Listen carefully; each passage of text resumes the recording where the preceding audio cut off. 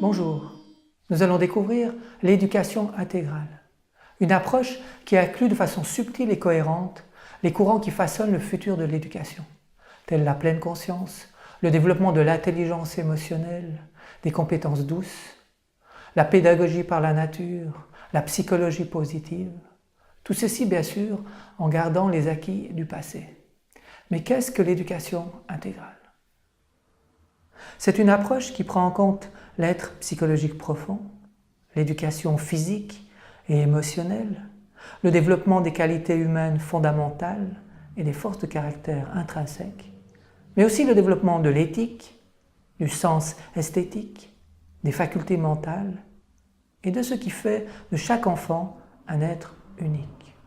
Le concept d'éducation intégrale a été développé par le poète, yogi et philosophe indien Sri Aurobindo au début du XXe siècle et mis en application par une Française, Mira Alfassa.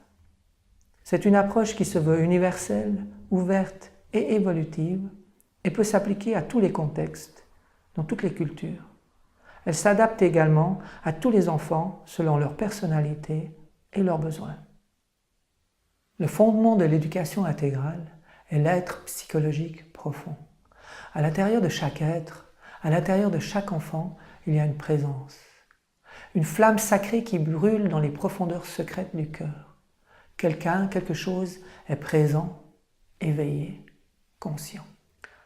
Cette flamme qui brûle dans les profondeurs est le daimon de Socrate, le guide caché, qui se tourne spontanément comme le tournesol vers le soleil, en direction du vrai, du juste et du beau. Cette présence est le point central de l'éducation intégrale. Tel un chef d'orchestre, elle permettra à l'enfant de lui-même aligner toutes les parties de son être, corps, émotions, éthique, sens esthétique, faculté mentale, avec cette présence, avec ce qui est juste et sain, afin que tout en lui reflète ce qui fait son essence.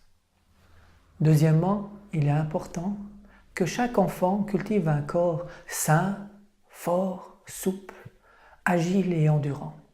Pour cela, il est important d'avoir une activité physique quotidienne, au minimum 1 heure par jour pour tous les enfants.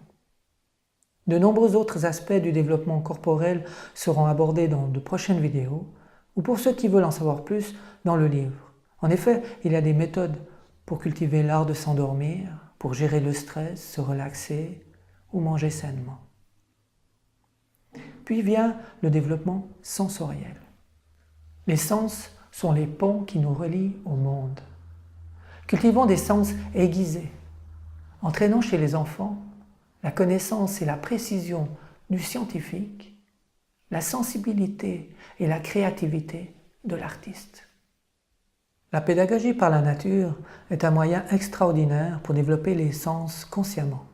En effet, la nature offre les conditions idéales pour apprendre de façon expérientielle et dynamique, avec enthousiasme et émerveillement. Il y a aussi de nombreux jeux à faire à la maison et en classe pour développer les sens de façon ludique. Le développement du sens esthétique et du discernement accompagnera naturellement cette étape et aura une influence salutaire sur le développement émotionnel et cognitif des enfants. Un autre aspect fondamental et souvent oublié est le développement de l'intelligence émotionnelle. Que ce soit dans notre vie privée ou professionnelle, les émotions ont un impact énorme. Autant cela peut enrichir énormément notre vie si on est émotionnellement épanoui, autant cela peut créer de nombreuses difficultés dans notre vie professionnelle et personnelle. Même au niveau professionnel, selon une étude auprès de recruteurs européens, 77% d'entre eux préfèrent des personnes émotionnellement intelligentes plutôt que forts en diplôme. Il y a de nombreux outils que l'on peut offrir aux enfants pour développer l'intelligence émotionnelle. Vous trouverez de nombreux exercices dans le livre, inspirés notamment du travail de Daniel Goleman. Abordons maintenant un aspect qui me tient particulièrement à cœur, les qualités humaines fondamentales. Donc voilà 2 aspects. Tout d'abord, il y a les qualités qui nous sont propres, qui expriment notre unicité. Et dans le livre, vous découvrirez le travail extraordinaire de Martin Seligman, qui permet à chaque adolescent de découvrir ses forces de caractère intrinsèques, ses super pouvoirs. Car à l'image de Superman ou Superwoman, eux aussi ont des super pouvoirs. Et il y a des moyens pour les découvrir et les développer consciemment. Cela a été fait dans de nombreuses écoles avec des résultats spectaculaires. Puis, il y a le développement des qualités humaines fondamentales, universelles. Ces joyaux, cultivons-les, afin qu'ils brillent dans nos cœurs et nous servent de phare quand la tempête fait rage, pour qu'ils remplissent nos vies d'une lumière nouvelle.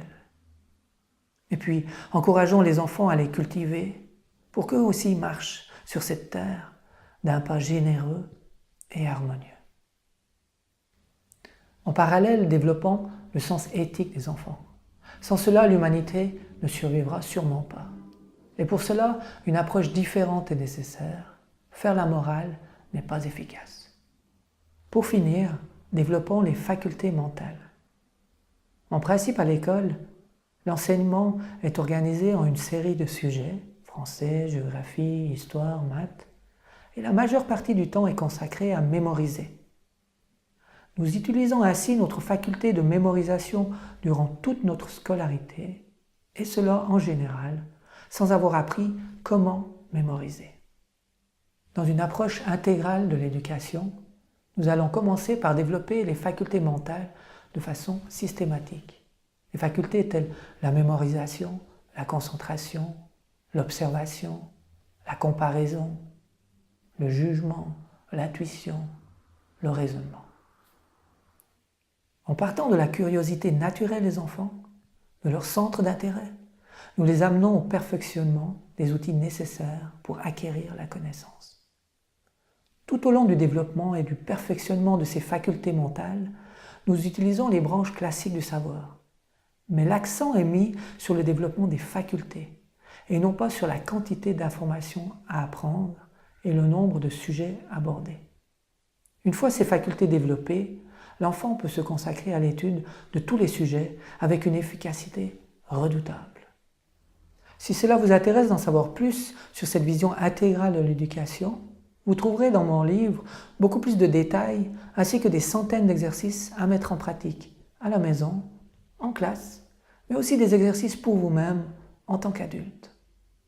Voilà, consacrons du temps et de l'énergie pour offrir à tous les enfants une éducation intégrale, pour co-créer ensemble un monde nouveau et plus harmonieux.